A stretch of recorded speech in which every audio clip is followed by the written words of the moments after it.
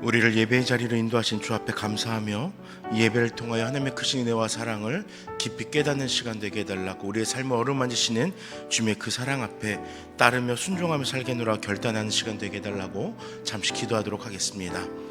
자비로우신 아버지 하나님 감사합니다. 이 시간 주님 앞에 나올 수 있도록 우리의 형편을 주장해 주신 감사합니다. 이 시간 주님 앞에 나와 예배할 수 있도록 우리의 발걸음을 인도해 주신 감사합니다.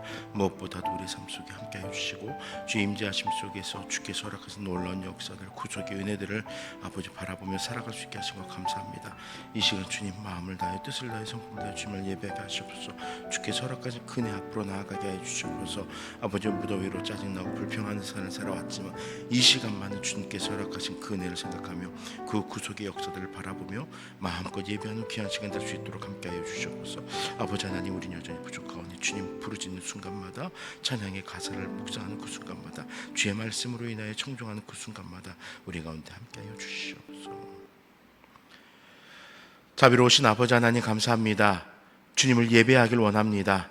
마음을 다하고 뜻을 다하고 우리의 성품을 다하여서 주 앞에 나와 예배하기를 소원합니다. 이 예배 가운데 주님 함께하여 주시고 성령 하나님 우리를 인도하여 주셔서 온전히 주님만을 바라볼 수 있도록 주관하여 주시옵소서. 이 예배 가운데서 우리의 심령이 변화되게 하시고 결단됨을 통하여서 더욱더 주님의 뜻을 이루어 살아가는 우리 성도가 될 수 있도록 함께하여 주시옵소서. 주께 맡겨드립니다. 이 모든 시간들 가운데 주께서 역사하여 주시옵소서. 감사합니다. 예수 이름으로 간절히 기도드립니다. 아멘. 우리 함께 선한 능력으로 찬양 드리겠습니다. 주 선한 능력으로 안으시네, 그 크신 팔로 날 붙드시네. 절망 속에도 흔들리지 않고 사랑하는 주 얼굴 구하리. 선한 능력으로 일어서리. 주만 의지하리. 믿음으로 우리 고대 안에 주 오실 그날 영광의 새날을 맞이하리. 한 번 더 찬양합니다. 주 선한 능력으로, 주 선한 능력으로 안으시네, 그 크신 팔로 날 붙드시네. 절망 속에도 흔들리지 않고 사랑하는 주 얼굴 구하리. 선한 능력으로 일어서리. 주만 의지하리. 믿음으로 주 묘대 안에 주 오실 그날 영광의 새날을 맞이하리. 이전의 괴로움, 이전의 괴로움 날 애워싸고 고난의 길을 걷는다 해도 주님께 모두 맡긴 우리 영혼 끝내 승리의 날을 맞으리. 선한 능력으로 일어서리. 주만 의지하리. 믿음으로 우리 고대 안에 주 오시 그날 영광의 새날을 맞이하리. 주님이 마신 고난의 쓴 잔을 우리도 감사하며 받으리. 주님의 남은 고난 채워가며 예수와 복음 위에 살리라. 선한 능력으로 일어서리. 주만 의지하리. 믿음으로 우리 고대한의 주 오실 그날 승리의 새날을 맞이하리. 아멘. 나의 가장 낮은 마음 주님께서 기뻐하시고 작은 일에 큰 기쁨을 느끼게 하시는도다.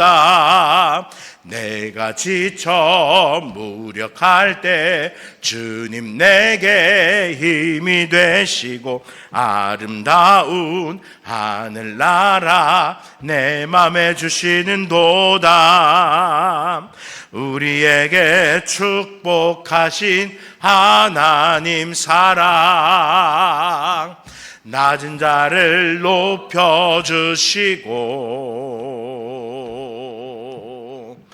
아름다운 하늘나라 허락하시고 내 모든 것 예비하시네.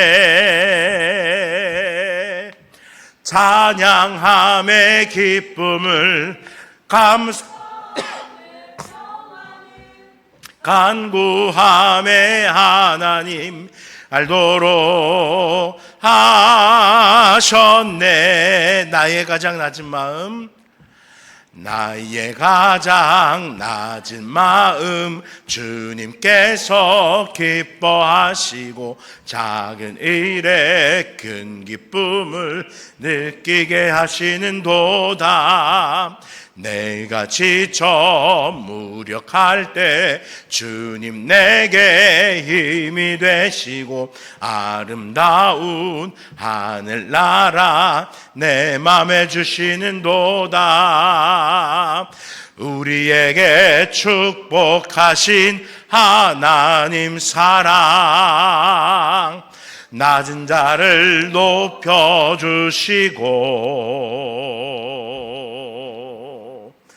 아름다운 하늘나라 허락하시고 내 모든 것 예비하시네. 찬양함의 기쁨을 감사함의 평안을 간구함의 하나님 알도록 하셨네. 찬양함의 기쁨을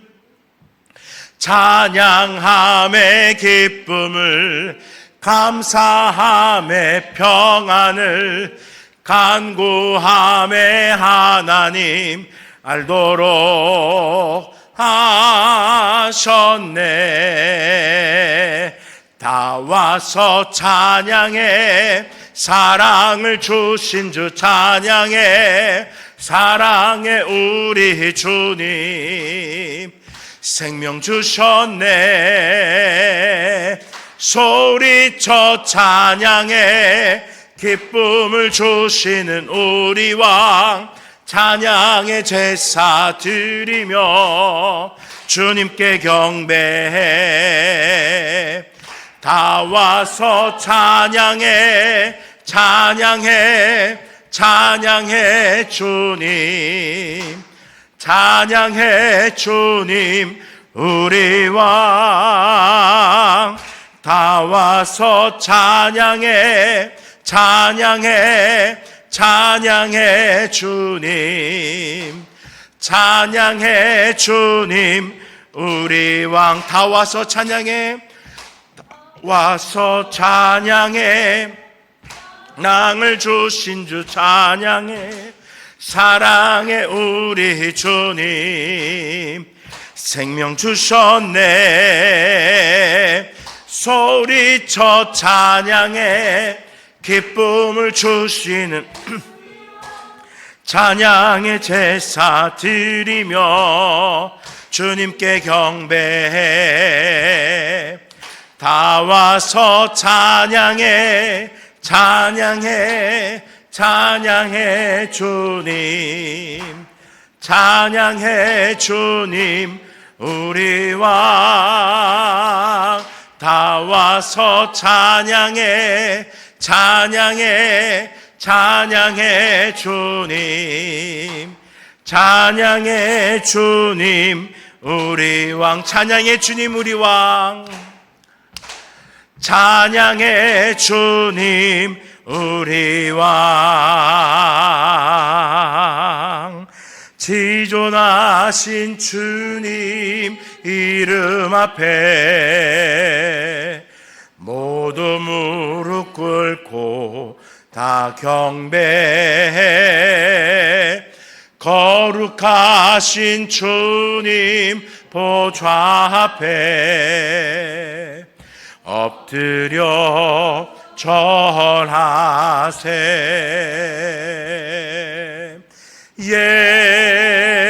예수는 그리스도, 예수는 주,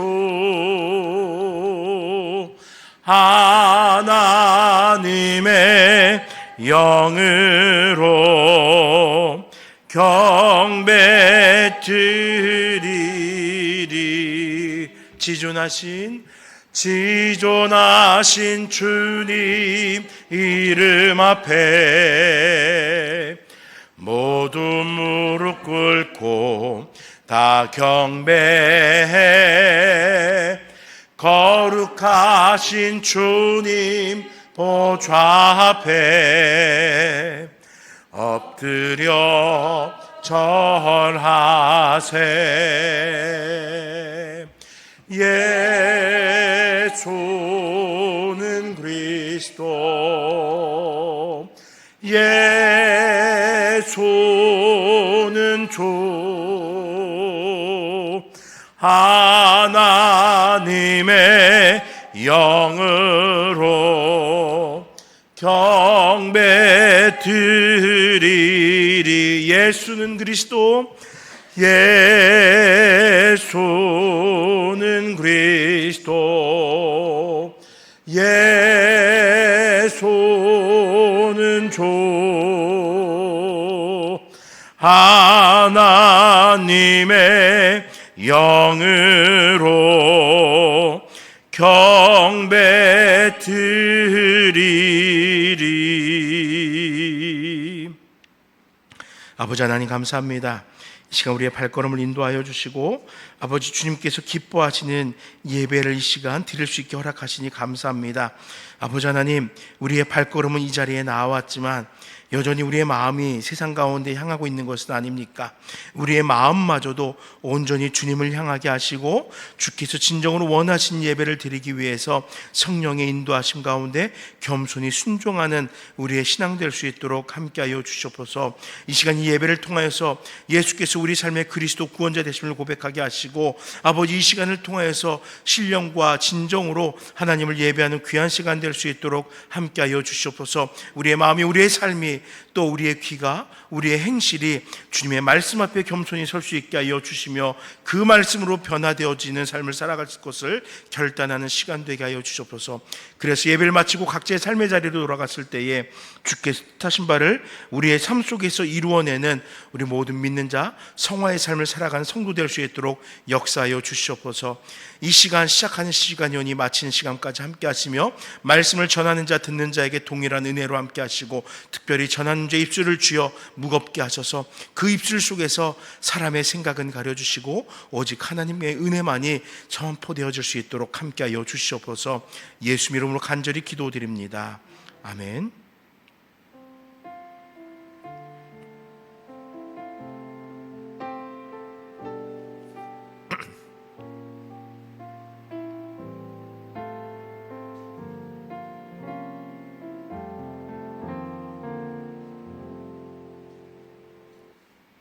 이 시간 하나님께서 우리에게 허락하신 말씀은 창세기 20장의 말씀입니다.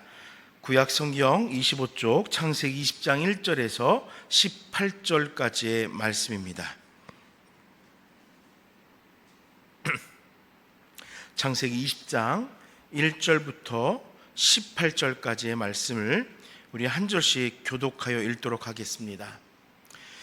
아브라함이 거기서 네게브 땅으로 옮겨가 가데스와 술사이 그랄에 거류하며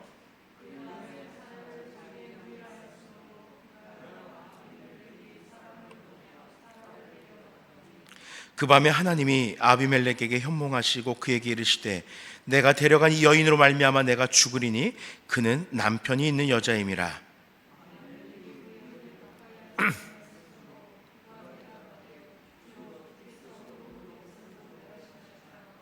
그가 나에게 있는 내 누이라고 하지 아니하였나이까. 그 여인도 그는 내 오라비라 하였사오니 나는 온전한 마음과 깨끗한 손으로 이렇게 하였나이다.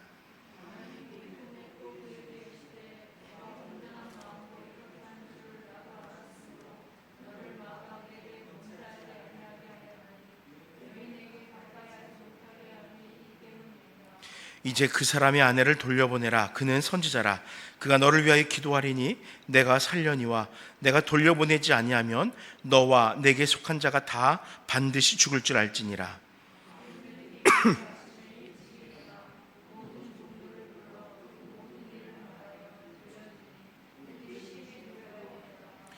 아비멜렉이 아브라함을 불러서 그에게 이르되 내가 어찌하여 우리에게 이렇게 하느냐? 내가 무슨 죄를 내게 범하였기에 내가 나와 내 나라가 큰 죄에 빠질 뻔하게 하였느냐? 내가 합당하지 아니한 일을 내게 행하였도다 하고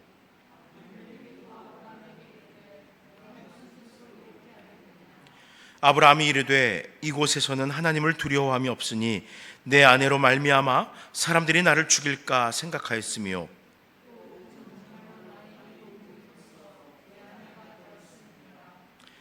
하나님이 나를 내 아버지의 집을 떠나 두루 다니게 하실 때 내가 아내에게 말하기를 이후로 우리의 가는 곳마다 그대는 나를 그대 오라비라 하라.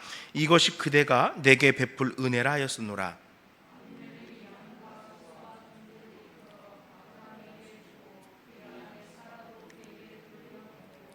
아브라함에게 이르되 내 땅이 내 앞에 있으니 내가 보기에 좋은 대로 거주하라 하고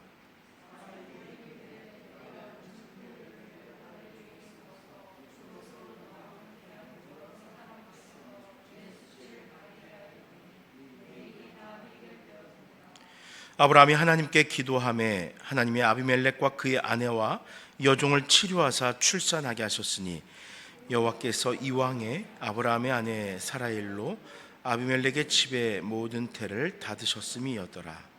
아멘. 이 시간에는 우리가 함께 읽은 이 창세기 20장 1절에서 18절의 말씀을 가지고 여전히 무너져 내리는 신앙이란 제목으로 함께 말씀을 살피려고 합니다.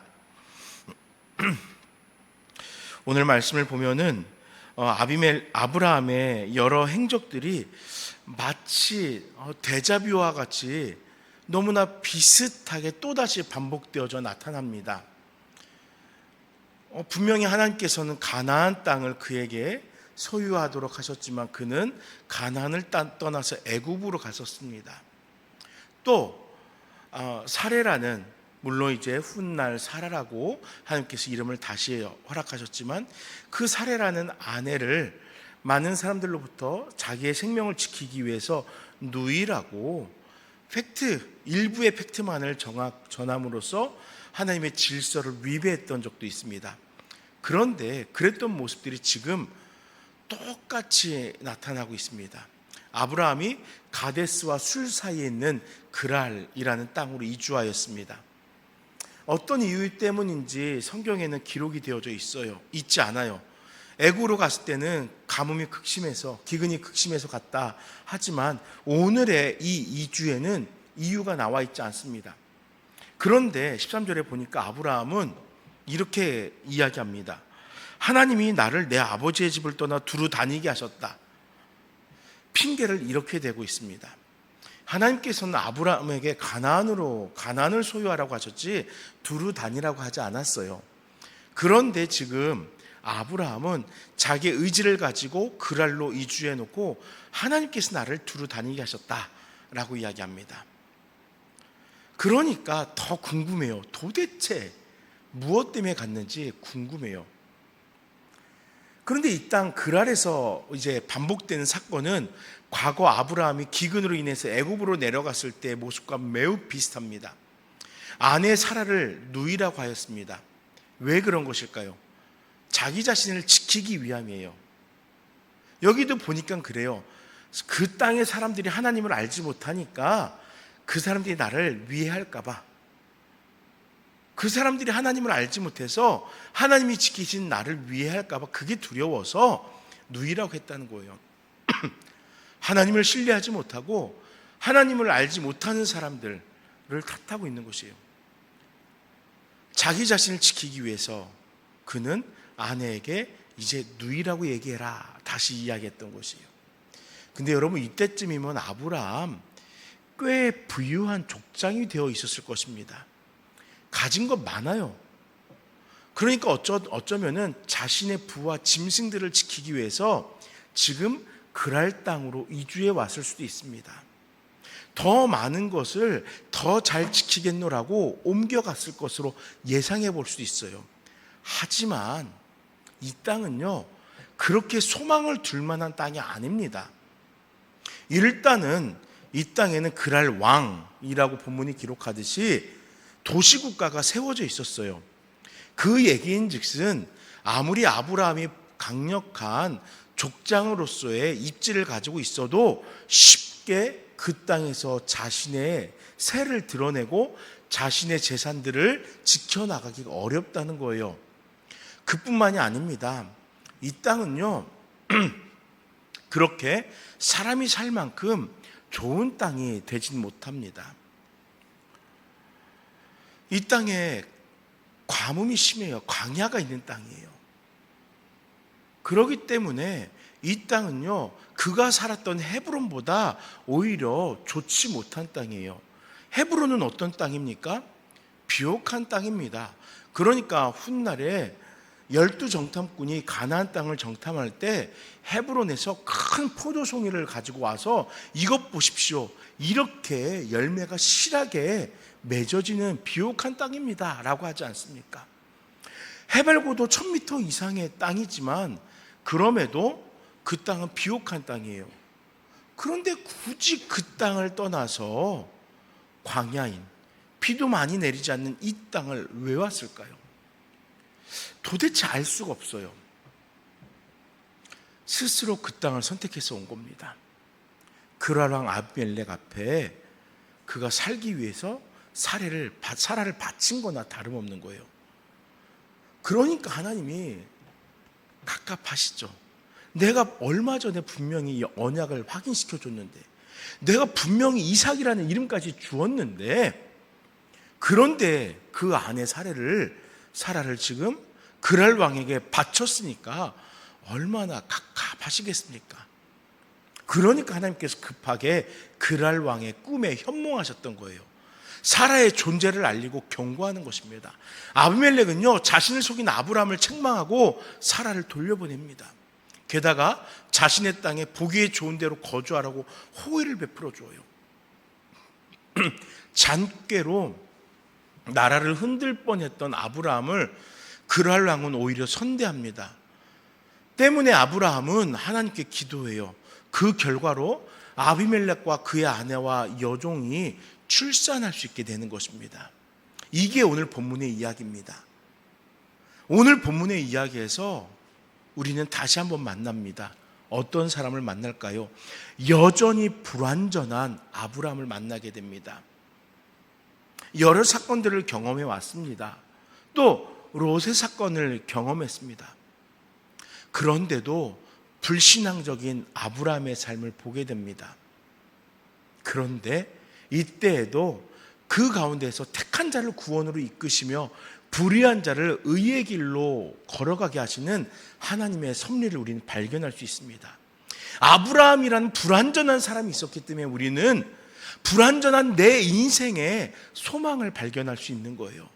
불완전한 아브라함도 이렇게 이끌어 가셨는데 나의 인생에도 그렇게 함께 하지 않으시겠어? 라는 소망을 갖게 됩니다.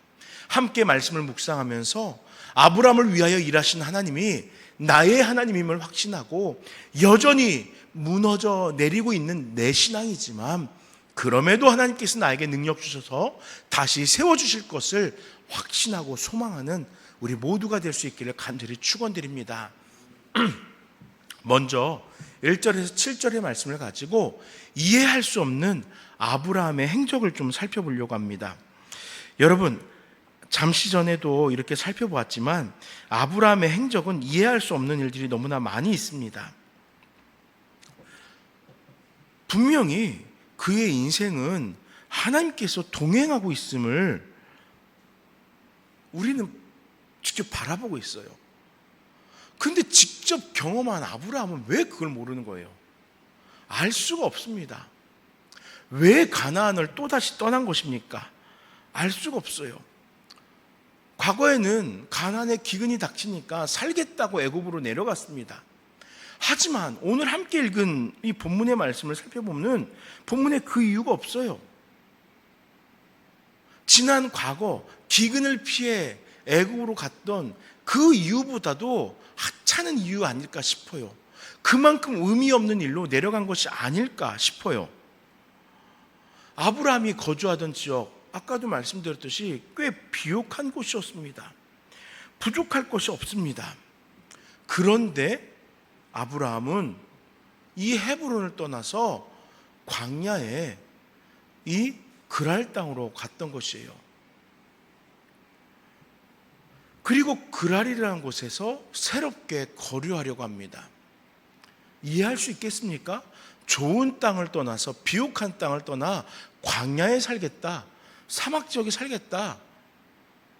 농사를 짓기도 어렵고 목축을 하기도 적당하지 않습니다. 우물이 없으면 아무것도 할 수 없는 곳이에요. 그런데 왜 아브라함은 이 땅으로 이주한 것일까요? 또 생각해 보세요. 한번 하나님의 은혜로 가정의 평안을 지켰잖아요.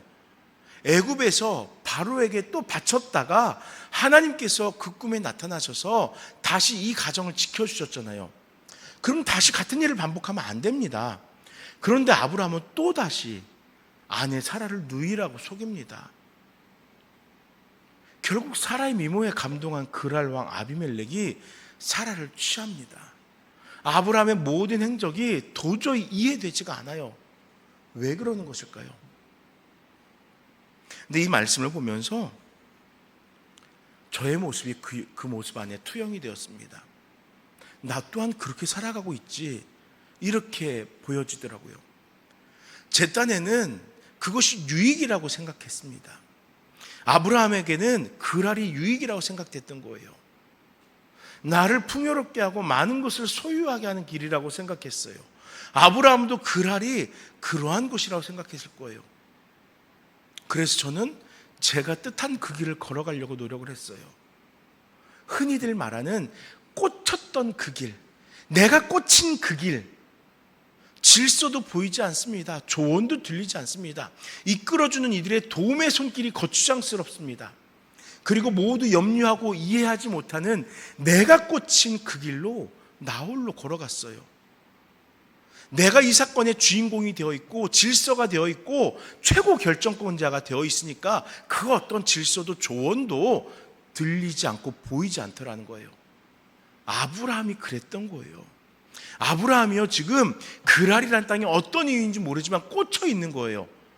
거기에 가면은 자기 삶에 유익이 있을 것이라고 확신하고 있는 것입니다.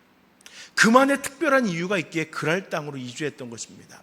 그 땅에서 잘 살고 싶은 욕심에 아내마저도 그랄 왕에게 냅다 주었던 거예요. 사실은 빼앗긴 거예요. 그 수모를 견디고 있는 거예요. 왜요? 자기의 계획, 자기의 야망, 자기의 욕망이 그 그랄 땅에 가득했기 때문입니다. 사람이요, 여러분, 무섭습니다. 욕망이 가득하면요, 하나님의 질서가 보이질 않아요. 내가 이 욕망에 사로잡히면요, 말씀의 교훈이 나에게는 관계없는 이야기가 돼요. 그러니까 하나님이 급하게 일하시는 것입니다. 하나님의 계획은 아브라함하고 다르거든요. 그러니까 급하게 그랄 왕에게 현몽하셨던 거예요. 아브라함은 이미 꽂혀서 하나님께서 인도하신 그 발걸음 보이지 않아요. 가나안을 떠날 이유가 없지만 그럼에도 떠났잖아요. 하나님께서 이삭이라는 언약을 주셨음에도, 그 민족의 번성함이라는 언약을 주셨음에도 이 모든 것 다 망각하고 있잖아요. 왜요? 그랄에 꽂혀 있으니까. 자기의 욕망에 꽂혀 있으니까 보이지가 않는 거예요. 들리지가 않는 거예요. 그래서 이방인이지만, 이방의 그랄 왕이지만 그를 사용하십니다. 그런데 이때 아비멜렉의 한마디가 인상적입니다. 의로운 백성도 멸하십니까? 나는 이 여자를 아직 손도 대지 않았습니다. 여러분, 그랄 왕은 하나님을 모르는 자일 거예요. 그럼에도 신이라면은 의와 불의를 구분할 수 있을 것이란 신뢰가 있는 것이에요. 하나님의 존재에 대해서 모르지만 하나님은 분명 의와 불의를 구분할 줄 안다라고 생각하는 거예요. 그렇기 때문에 그것을 신뢰하고, 나는 지금 죄 범하지 않았어요. 나 지금 불의 행하지 않았어요. 그런데 나에게 어려움을 주실 겁니까? 라고 묻고 있는 것이에요. 하나님을 모르는 이도 의와 불의 가운데서 하나님의 뜻을 구합니다. 그런데 아브라함은 어떻습니까? 의와 불이 필요 없습니다. 내가 꽂힌 것만이 보이고 있는 거예요. 하나님께서, 야, 너가 불의하지 않을 수 있었던 것, 내가 그러지 못하게 했던 거야, 이렇게 아비멜렉에게 이야기하십니다. 그렇지만 그의 마음에 하나님께서 무엇을 사용하셨어요? 도덕이라는 것을 사용하신 거예요. 그래서 그 여인을 아직 범하지 않았던 것입니다. 하나님은 아비멜렉이 불의하지 않음을 기억하셨어요. 그 도덕을 지켜서 불의하지 않음을 기억하십니다. 그리고 그를 축복하기 위해서 이제는 다시 아브라함을 사용하십니다. 주의 백성을 통해서 세상을 향한 축복의 통로가 되게 한 것이에요. 불의를 행한 아브라함이 뜻밖의 축복의 통로가 되는 것입니다. 그 불의를 가지고 하나님이 그를 영영 저버리는 것이 아니라는 거예요. 우리가 죄에 속했을 수도 있지만 다시 우리를 회복시키시고 우리를 다시 축복의 통로로 이 땅 가운데 쓰신다는 거예요. 흔한 말로 지멋대로 행했던 아브라함이지만 하나님은 그럼에도 그를 여전히 붙드셨습니다. 그리고 아비멜렉을 축복하는 통로가 되게 한 거예요. 창세기 17장 1절에 아브라함이 99세 때 여호와께서 아브라함에게 나타나서 그에게 이르시되 나는 전능한 하나님이라 너는 내 앞에서 행하여 완전하라 라고 말씀합니다. 아브라함은 세상의 시류가 어떠하든지 완전을 소망해야 되는 사람이에요. 자기가 보기에 그랄 땅이 꽤 괜찮아 보였을 수도 있지만 그는 완전 하나님의 기준을 따라 살아가기를 소망했어야 되는 거예요. 온전하지 못한 것, 하나님의 뜻이 머물지 않는 것에는 함께하지 말아야 합니다. 그러나 아브라함은 자신의 이기심 속에서 완전하길 포기했어요. 그런데도 이방의 왕 아비멜렉은 오히려 하나님의 현몽 속에서 하나님의 위엄 앞에 그 질서를 지켜 행해요. 누가 더 나은 사람 같습니까? 소돔성의 의인을 찾아 그들로 인해 심판을 멈춰달라고 했던 아브라함입니다. 그러나 그는 여전히 불완전함 속에서 자신의 불의를 행하고 있습니다. 하지만 하나님은 아브라함의 불완전함에도 불구하고 그를 세상을 향한 축복의 통로가 되게 하셨어요. 그 연약함마저도 사용하신 거예요. 오늘 함께 예배하는 우리 모두도 스스로의 삶을 돌아보길 소망합니다. 누군가는 그래도 꽤 신실하게 잘 살아갈 수 있습니다.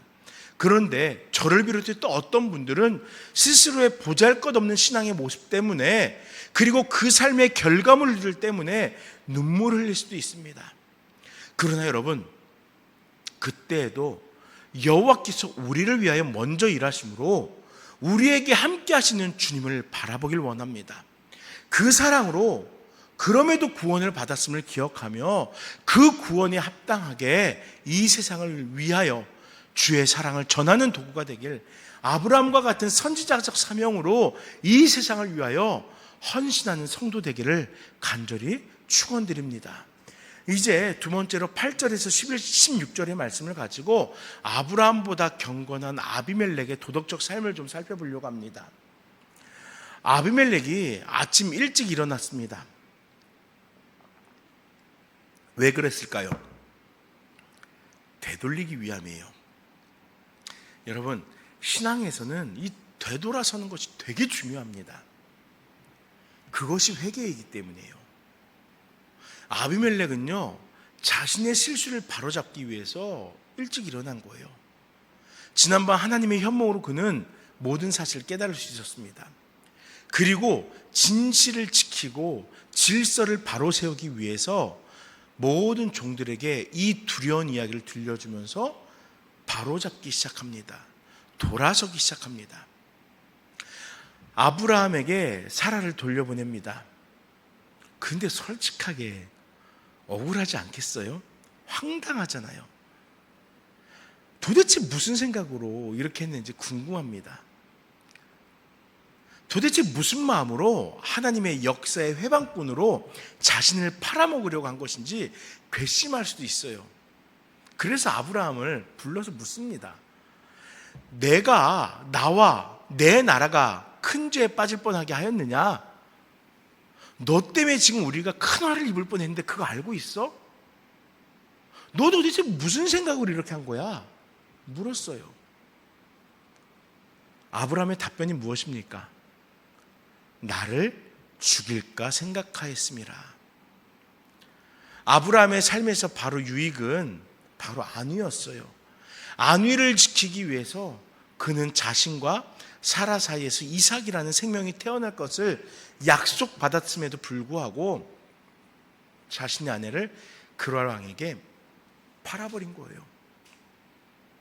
여러분, 소돔만 그런 거 아니죠. 소돔에서 롯만 그런 거 아니죠.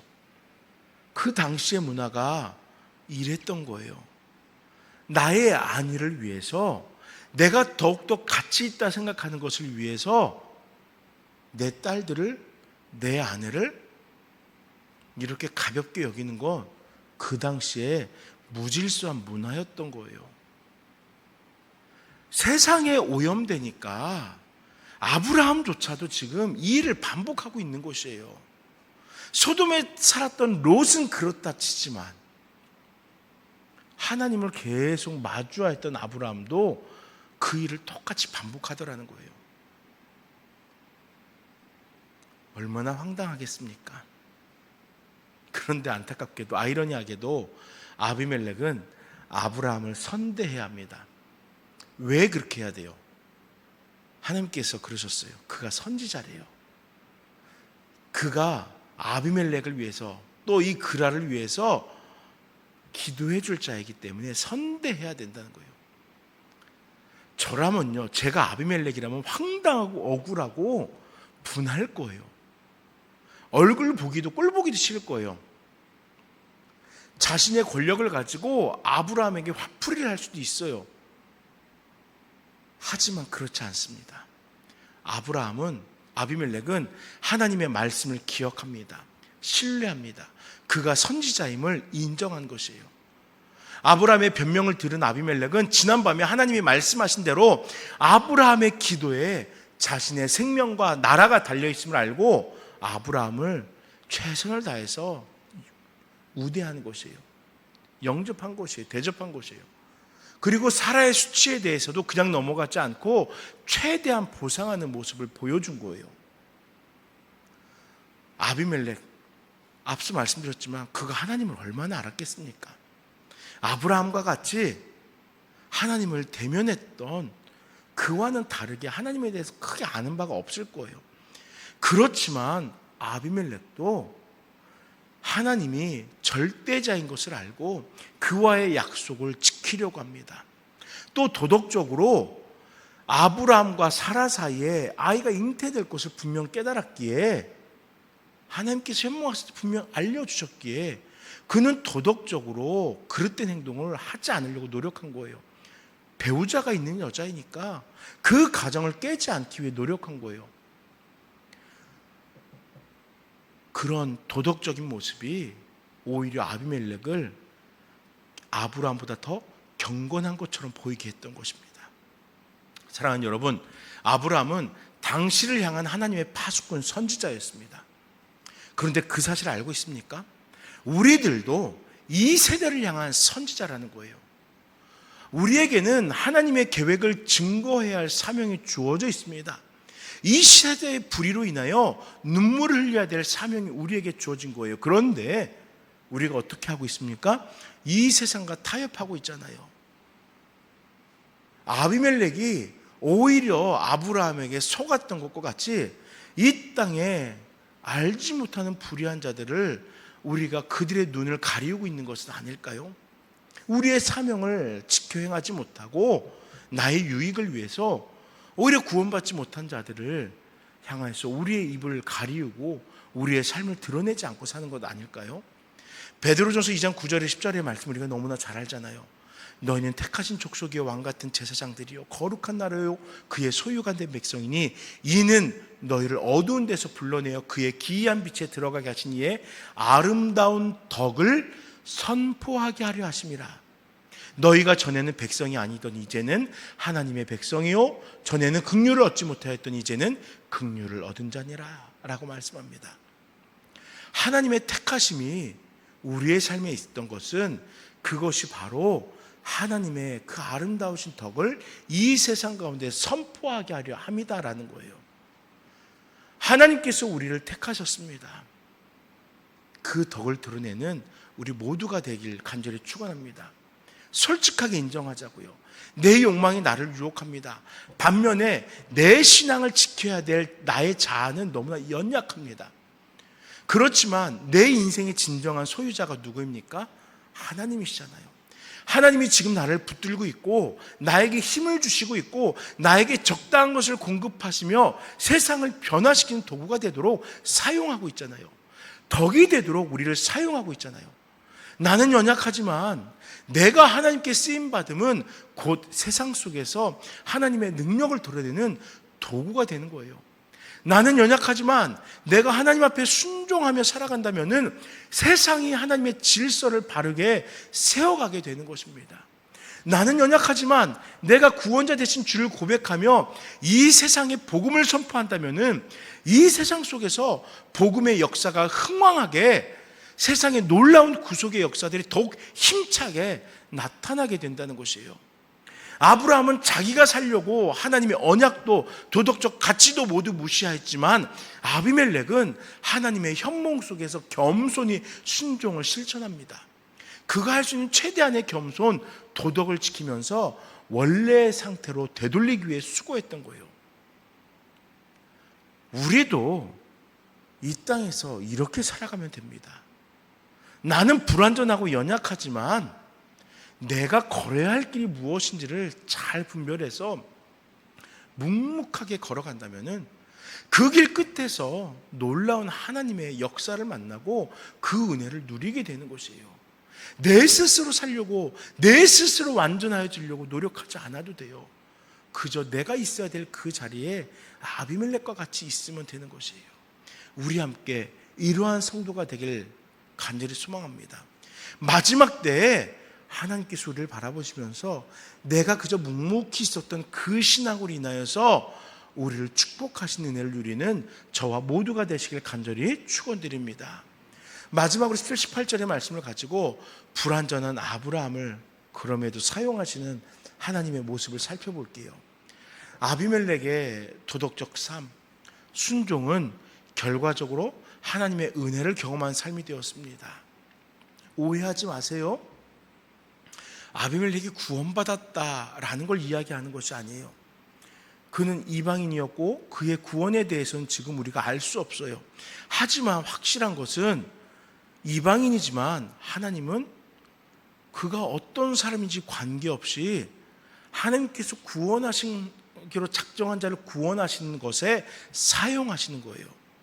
그리고 하나님의 그 뜻대로 쓰임받은 자를 은혜를 주시는 거예요. 잘했다고 그의 삶을 격려하시는 거예요. 구원과 이 은혜는 또 별개의 문제인 거예요. 아비멜렉에게. 이 부분에 대해서 예전에 어떤 분이 그런 성경 공부를 하다 그 이야기를 했어요. 아비멜렉을 이렇게 축복하고 그의 삶을 회복시켰으니까 그가 구원받은 겁니까? 그렇게 질문했던 것을 제가 기억합니다. 분명히 달라요. 지금 우리는 그 부분을 이야기하는 것이 아니에요. 하나님께 쓰임 받았다는 거예요. 그리고 쓰임 받으니까 그의 삶에 놀라운 역사가 있더라는 것입니다. 아비멜렉의 도덕적 삶, 순종은 결과적으로 은혜를 경험한 거예요. 세상의 질서를 지킨 것이지만 그 궁극적인 목적이 하나님의 뜻을 지키기 위함이었습니다. 여러분, 아비멜렉이요, 사라가 아브라함의 부인인 것을 알았다면은 빼앗지는 않았을 거예요. 그것 역시 그 당시의 도덕적 기준이었으니까요. 그러니까 아비멜렉이 자신의 변명을 할 수가 있는 거예요. 나는 불의를 행하지 않았습니다. 자신의 변명을 할 수 있는 거예요. 내가 몰랐었던 거거든요. 누이라고 했거든요. 그는 도덕에 바르게 서 있었던 것입니다. 그런데 그 궁극적인 목적이 무엇이었냐? 하나님의 뜻을 지키기 위함이었습니다. 자신은 알지 못했지만 하나님께서 그의 마음을 이끄셔서 궁극적으로 하나님의 뜻을 이루게 하셨던 거예요. 그래서 자신이 뜻하지 않게 하나님의 말씀에 순종한 경건을 이루어갔던 거예요. 그래서 하나님은 이와 같이 순종하였던, 이와 같이 하나님의 뜻을 따라 행하였던 경건의 모습을 갖춘 아비멜렉을 향하여서 선지자 아브라함을 통하여 축복을 전하신 것입니다. 어떠한 축복이 아비멜렉에게 주어졌을까요? 원상 회복이에요. 아브라함과 사라의 불의로 인하여 애꿎게도 아비멜렉의 대가 끊기게 되었습니다. 그 집안의 모든 태문이 닫혔어요. 하나님이요, 아브라함과 사라를 지키기 위해서 급히 일하시면서 진짜 아주 격동적으로 일을 하셨습니다. 그러니까 지금 이 입장에서는 억울합니다. 그래서 그 억울함을 풀어주기 위해서 회복이 필요합니다. 아비멜렉에게 있어서 아브라함은 화근이에요. 이 문제의 사달이에요. 하지만 하나님은 그 불완전한 아브라함을 사용하십니다. 문제의 장본인을 문제 속에 들여보내는 것은 별로 좋은 해결법 아니잖아요. 아비멜렉의 입장에서는 얼마나 억울하고 속상하겠습니까? 하지만 하나님은 아브라함을 이용하십니다. 하나님은요, 불완전하고 트러블 메이커인 아브라함이지만 그로 하여금 그의 정체성을 기억하게 하는 거예요. 되새기게 하는 거예요. 이 일을 통해서 너는 택함 받은 자라는 것을 다시금 잊지 않도록 하시는 거예요. 너는 이 세대를 위하여서 축복의 통로가 되어야 된다는 것을 다시금 훈련시키는 거예요. 너는 무질서한 이 세상 속에서 구별되어 있어야 된다는 사실을 끊임없이 주입시켜 주는 거예요. 그의 삶을 하나님께 뜻하신 바를 이 세상 속에서 이루어가기 위한 샘플로 삼기 위해, 선지자로 삼기 위한 그 계획의 중심에 이끌어 오셨습니다. 그의 기도가 응답되며 그에게는 엄청난 경험이 쌓이게 되는 거예요. 불완전한 나를 사용하셨다는 감격이, 불의한 나를 바로잡으셨다는 은혜가, 불행을 살아갈 수밖에 없는 삶의 형편이 회복되어졌다는 감사가 그에게서 고백되는 거예요. 그래서 아비멜렉의 회복은 단순히 아비멜렉의 회복이 아니라 아브라함의 회복인 것이에요. 그가 하나님과의 언약에 바로 설 수 있도록 끊임없이 도우시는 하나님의 섭리였던 것입니다. 비록 연약하지만, 그래서 매 순간 쓰러지고 실패한 인생이 내 자신이지만, 그럼에도 불구하고 하나님은 나의 간구를 들으셨어요. 간절한 기도에 신실하게 응답하셨어요. 더 나아가 아픔과 상처로 가득한 세상을 회복하시는 도구로 바로 우리가 사용되어지기를 원하십니다. 나의 일상이, 우리의 일상의 삶이 기도하며 하나님의 주신 복을 세상에 흘려보내는 복의 통로로서의 사명을 감당할 수 있기를 축복합니다. 나를 통하여서 하나님의 놀라운 은혜와 섭리가 이 땅에 가득하기를 소망하는 우리 모두가 되시고, 또 불완전한 나였지만 축복의 통로로 쓰임받음으로 하나님께서 지금도 나를 회복시키는구나, 그 은혜 앞에 감격하는 우리 모두가 되시기를 소망합니다. 말씀을 정리하겠습니다. 사랑하는 여러분, 연약함 가운데, 불완전함 가운데 있는 나의 기도에 신실하게 응답해 주셔서 거룩한 도구로 쓰임받게 하심에 감사하며 은혜 베풀어 주심을 찬양하는 우리가 되길 원합니다. 불완전한 아브라함, 여전히 무너져 내리는 그 신앙을 살아간 아브라함, 그리고 여전히 무너져 내리는 그 신앙을 지금 살아가고 있는 나이지만 때문에 오늘도 나의 연약함을 고백하며 주님의 은혜를 사모하고 그 연약함, 그 무너져 내린 내 신앙에 먼저 섭리하시고 바로잡기 위해서, 회복시키기 위해서 끊임없이 일하시며 이 세상을 향하여 축복의 통로로 사용하시는 하나님의 섭리로 감사하고 감격하는 우리 모두가 될 수 있기를 간절히 축원드립니다. 잠시 기도할 때 주님, 연약한 자입니다. 불안한 자입니다. 여전히 무너져 내리는 성도입니다. 그럼에도 불구하고 주께서 나를 회복시키심에 감사합니다. 회복되어져서 이 세상을 향하여서 주께 쓰임받는 자 되게 하옵소서. 잠시 기도하도록 하겠습니다. 아버지 하나님 감사합니다. 불완전한 자를 주님께서 기억하여 주시고 그럼에도 이 세대를 향하여 끊임없이 쓰임받을 수 있게 허락하시니 감사합니다.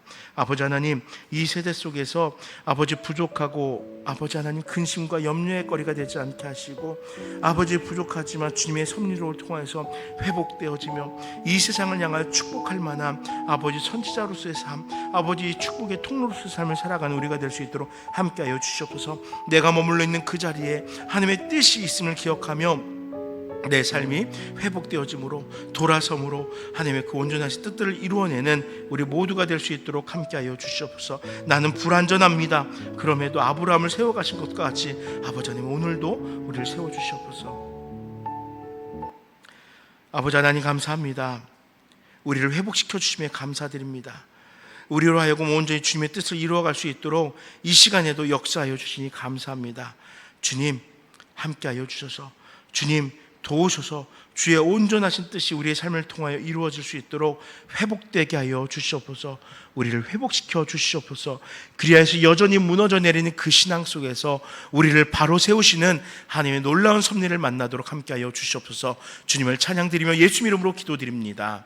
아멘. 우리 함께 주 품에 품으소서 찬양드리도록 하겠습니다. 주 품에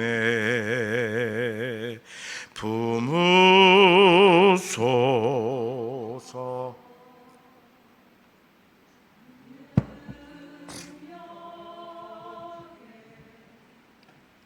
발로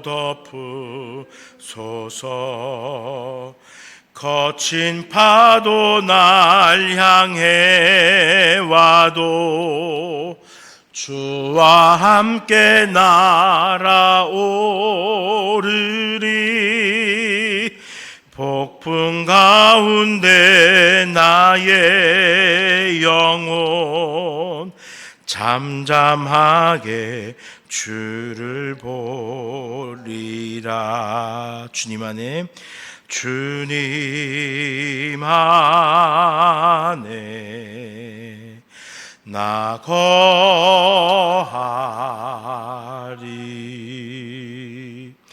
초능력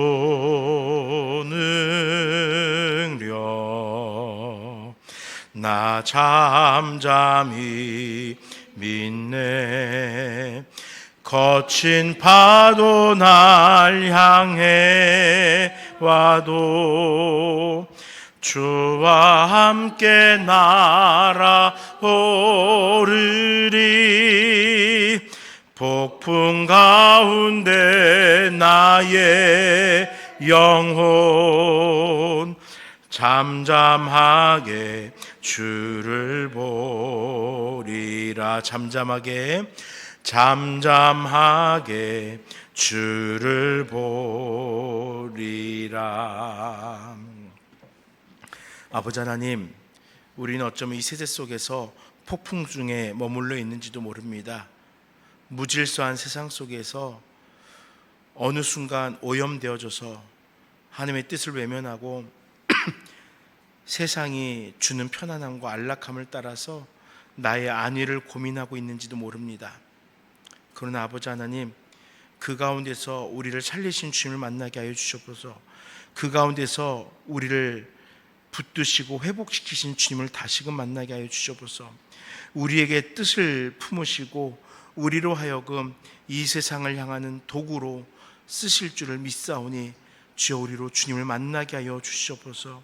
주와 함께 이 세상 속에서 불완전한 자로 살아가는 것이 아니라 회복되어 날아오르는 자가 될 수 있도록 함께 하여 주시옵소서. 그리하여서 이 세상을 향하여 하나님의 축복의 통로가 되게 하시고 복음을 증거한 자 될 수 있도록 함께 하여 주시옵소서. 변화되는 그 일들, 그 역사들을 감당하는 그 일들 가운데 사랑하는 나눔교회 우리 모든 성도님들이 쓰임받게 하여 주시옵소서. 아버지 하나님, 우리 다시 세상으로 돌아갑니다. 이 혼탁한 세상 속에서 아버지, 우리도 불완전하고 무너져 내린 신앙 속에 살아갈 것이지만 그런 아브라함이 아니라 믿음의 조상이라고 칭송을 받는 그 믿음을 회복한 아브라함의 모습을 살아갈 수 있도록 함께하여 주시옵소서. 대학교 입학을 준비하는 자녀들을 기억하시고 그들이 준비하는 그 모든 순서들, 그 모든 과정들 주께서 형통케 하여 주시옵소서. 입학을 위해 준비하는 모든 과정들 속에서 사람들을 만날 때마다 그들을 통하여 함께 기도하게 하시고 그들을 통하여서 함께 주의 뜻을 깨우쳐 갈 수 있도록 주님 성령 하나님으로 모든 순간들 가운데 역사하여 주시옵소서. 사랑하는 우리 성도님들의 삶 속에 주님께서 함께 하시길 소망하오며 예수 이름으로 간절히 기도드립니다. 아멘.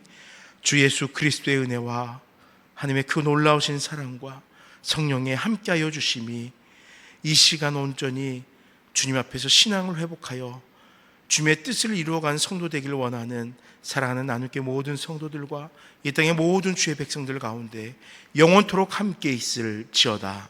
아멘.